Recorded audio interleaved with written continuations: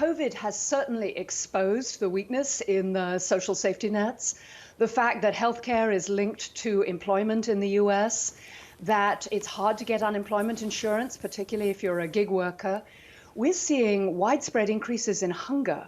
By one survey, nearly half the children in the US are going hungry by the end of the month. Mothers are struggling to get enough food to feed their families. I think it's really shone a light on how weak our safety net is and what an enormous problem that is. Indeed. One of the issues that had been focused on that was capitalism had, of course, raised so many people out of poverty, but it had also created a sense that the rich were getting richer, the middle class increasingly had become strained, although poverty was being reduced a lot, as I mentioned. So what do you think now has to change? I'm a huge fan of capitalism. I think it's one of the great inventions of the human race, amazing productivity and innovation. But we forgot that capitalism has to be paired with real investments in what the economists call public goods: education, healthcare, access to good jobs.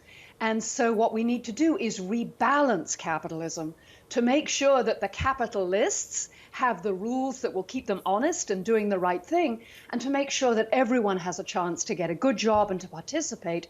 And by the way, that we don't crash the planet. We need good rules to ensure that firms behave in an environmentally responsible way. But with firms now under enormous pressure, how do you think the corporate world has behaved during this crisis?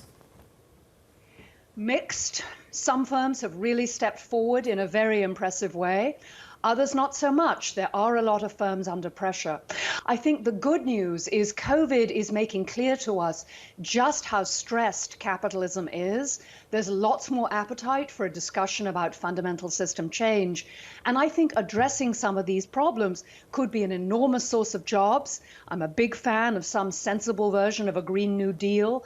I'm a big fan of heavy investments in education and health to help our inequality problem. And last but not least, I think corporations are increasingly coming to really believe that they have an important role in building a just and sustainable society. Do you really believe that when you look at some of the leaders around the world, Donald Trump, Xi Jinping, Vladimir Putin, do you believe that those kind of leaders have that kind of balance in mind? No, I do not. That wasn't a leading question. Are Trump and Putin seriously balanced leaders? Absolutely not. But, before every major change, you see this, it's like a swinging system, right? The system is swinging hard in some countries towards what I would call extraction. A system that's run by the rich for the rich. And I think that very motion is creating the force and energy that gives us the possibility of swinging back the other way and electing politicians who are much more concerned about running a more balanced capitalism and a more balanced society. So when we see businesses emerge from COVID-19, there's going to be strain. Will that be their priority, or will it be recovery and trying to claw back some of the revenue that they've lost? I'd like to believe that sometimes that's the same thing. I write a lot about purpose-driven capitalism, and I write about the fact that it really can be very good for business. That trying to do the right thing for your customers and your employees can be a great source of revenue, enthusiasm, commitment, fantastic employees. And I think we're seeing that in this pandemic. When it's still quick and dirty, the research is not yet finished, but it looks as if those firms that were really committed to purpose have done better over the last 3 months than their more conventional competitors.